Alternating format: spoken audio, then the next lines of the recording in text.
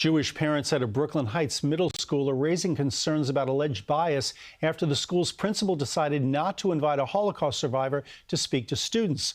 Lisa Rozner spoke to parents who say school policies are being applied inconsistently, raising concerns of anti-Semitism. This video, obtained by CBS News New York, middle school 447 principal Erin Rush defends her decision at a virtual PTA meeting on December 9 not to invite Holocaust survivor Sammy Steigman to speak to the students. When I reviewed the speaker's website, I found the slides to be political in nature. DOE's policy is that students should learn in a politically neutral environment. Rush did not respond to our multiple requests for an interview, but a 2021 Department of Education policy states in part, school buildings are not public forums for purposes of community or political expression. Steigman told us that he has never spoken with Rush and said this in December. When I tell people that invite me, I said, look, I would like to say A, B, C. Okay, is it against your company's or your school's policy? In a November 18th email to a parent, Rush said Steigman's presentation wasn't right for the school, given his messages around Israel and Palestine. At the December 9th PTA meeting, a parent, Ramon Maislin, asked how the school is making decisions on political neutrality, citing a 7th grade art assignment this fall that referenced keffiyehs, a symbol of Palestinian pride.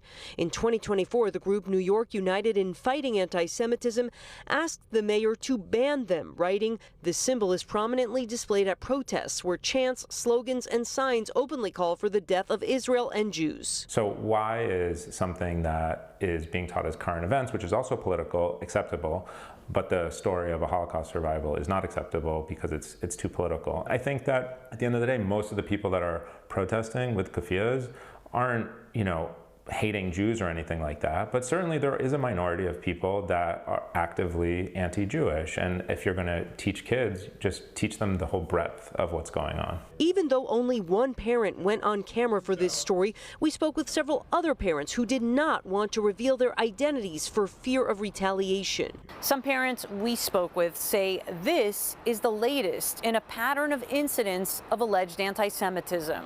This isn't the first time I felt like she's been dismissive of some of my concerns. This was in December of 2022. The children were taken to a theater performance. Maislin says he told the principal about this part of the show, Apocalypse Defiant Circus by the Bread and Puppet Theater. U.S. taxpayers currently pay $3.8 billion annually in military aid to Israel.